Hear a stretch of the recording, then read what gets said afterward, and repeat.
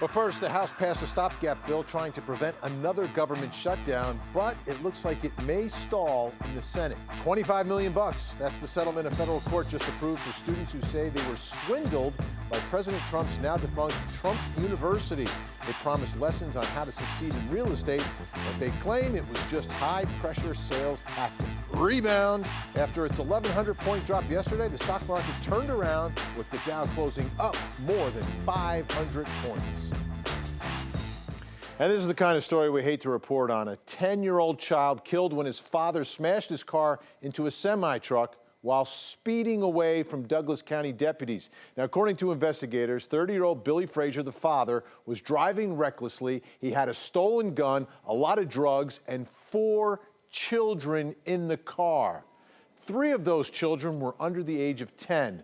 None of the children were wearing seatbelts. Now, we're showing you the chase, but not the whole video.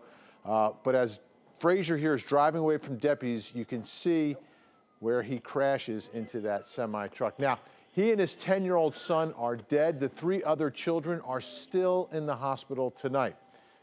But this isn't the first time we've covered tragic deaths as a result of high-speed police chases. It was almost 2 years ago, to the day, when Dorothy Wright and 2 of her grandchildren were killed when they were hit by a driver in another high-speed chase with police. That driver got away. He's never been arrested. Tonight, Ryan Kruger set out to find out what can be done to prevent these types of tragedies. So we have a lot of questions about this video, so we decided to bring in an expert. Vince Champion is with the International Brotherhood of Police Officers. So Vince, I want to start playing this dash cam video. Now, Douglas County Sheriff's Office says you couldn't tell there were kids in the background. This is probably the closest look we have. Can you see anything that looks like there are 4 kids in that car? No, sir, not at all. This is one of the situations where it really turned tragic. What do we need to learn from this? We only react in the way that we're trained. And if all we train is to pursue, then our subconscious takes over, and that's what we do. At some point, you have to realize, when can we disengage? And that's not only the officer, that's a supervisor to talk to and figure out exactly, is it worth what we're looking at this point. In this case, nobody knew the children were in the car. As the chase goes on, you can see the traffic does clear up. But then the other part of you is like, if I do back off, what happens? And, you know, I don't think, even if this officer would have stopped right now, it would have stopped the crash from happening. This can be dangerous for everyone involved.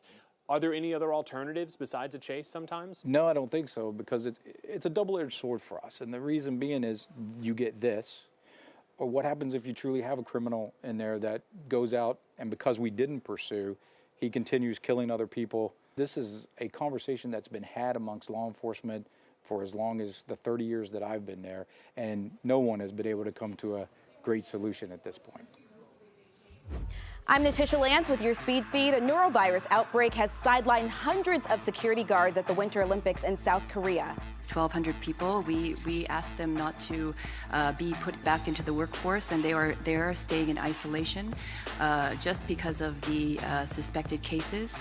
Only 36 security guards showed symptoms of the norovirus, but because they live in temporary housing with 1,200 other guards, the entire group is being quarantined. Everyone will take a test to see if they have norovirus and be isolated until they confirm it wasn't spread further. 2 stolen cars, 2 short police chases, and 1 serious injury. It started on Flat Shoals Road in DeKalb County. A man crashed a Jaguar after police tried to pull him over. He ran off on foot but doubled back. While police were looking for him, he climbed into a state trooper's car and then he took off. The man caused a 3-car crash that sent 1 person to the hospital, then ran off again before he was finally caught. Now check out this video. This was just released by Philadelphia police of an out-of-control post-Super Bowl celebration. You can see a swarm of people, a lot of them in Eagles gear, stealing snacks and drinks, kicking over displays, and recording all of it on their cell phones. Now, despite all of the destruction that you're seeing here, there were no reports of any serious injuries. We tried to change the public's opinion in teaching girls that they can do whatever they want to do. Hundreds of Girl Scouts packed the state capitol today, asking lawmakers to rename Savannah's Talmadge Bridge in honor of Girl Scout founder and Savannah resident Juliet Gordon Lowe. Now, right now, it bears the name of former Governor Eugene Talmadge, who was a fierce segregationist who frequently used the N-word in his campaign speeches. Now, we are asking what you think on this one. Should the Talmadge Bridge be renamed? Almost 75% of you right now say yes. You can still vote, though. Go to 11alive.com/vote. All right, thanks, Natisha. Sounds like a landslide in that last one.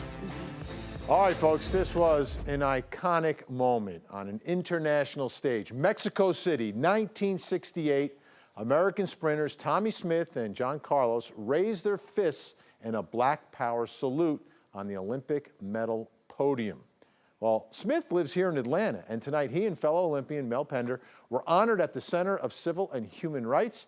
Naima Abdullahi walks us through that celebration. The event really capitalized on the history the two gold medalists made in the 1960s as they not only broke records, but also cultural barriers. The community honored the legacy of brave athletes who made it into the history books at a tough time in society. Mel Pender, who competed in the 1964 and 1968 Olympics. I put everything I could into being the best that I could be. America is the greatest country in the world. You can be anything you want to be in America. You just have to put your mind to it. Pender shared his life story as the world gets ready for another year of Olympics, this time in South Korea. The Olympics, you know, the Olympic Games is the most rewarding, the great sporting event in the world. It's supposed to stop wars. It's supposed to bring people to not hate each other. And also there, Tommie Smith, who after winning a gold medal in '68 held up his fist as a sign of protest alongside fellow Olympian and friend John Carlos, a moment he hopes will continue to inspire a conversation about equality and justice for all. Don't go a little way and say, I'm tired. Go a little way and say, I'll do that. And he hopes this special occasion will continue that conversation. Naima Abdullahi, 11 Alive News. You can catch all the Winter Olympic action right here on 11 Live beginning Thursday night. Cheryl Preheim is in South Korea taking us to the heart of the games. And don't forget to check out our special coverage on 11alive.com and on our social media pages. Unforgivable. That's just one word you used on Facebook to describe this next story. A high school teacher resigns after a student says he inappropriately touched him and tried to entice him through Snapchat. Take a look at him. This is Ryan Harvey. He was a music teacher at Woodland High School. That's in Henry County. He was a teacher until investigators arrested him for multiple child sex crimes on Sunday. Christy Etheridge has been digging into this story for us. Vinny, police say a lot of this happened back in September of last year and usually through Snapchat. Investigators say Harvey would send him pictures from time to time, and at first it was of normal things like driving.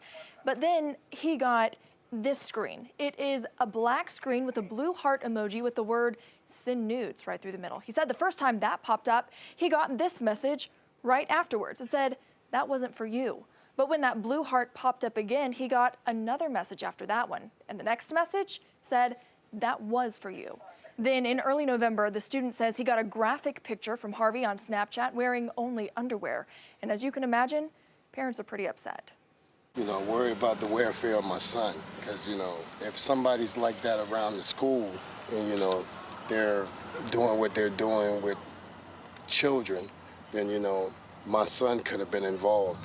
And, you know, I didn't like it at all. I mean, I was totally against anything. I'm totally against anybody who violates children. Do you think his teaching license should be revoked? Definitely. Definitely. He shouldn't even be around kids. He's already resigned. The school says he quit after they placed him on administrative leave. But the students say the school is still talking about it, especially about how glad they are that he's gone. Hey, Christy, this guy quit. Could he end up teaching somewhere else? It's possible. The Professional Standards Commission confirms they have received a complaint about Harvey and they have an open case on him.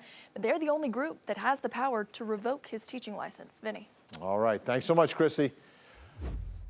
Yes. He's one of TV's hottest stars, but he's a whole lot more than Randall Pearson.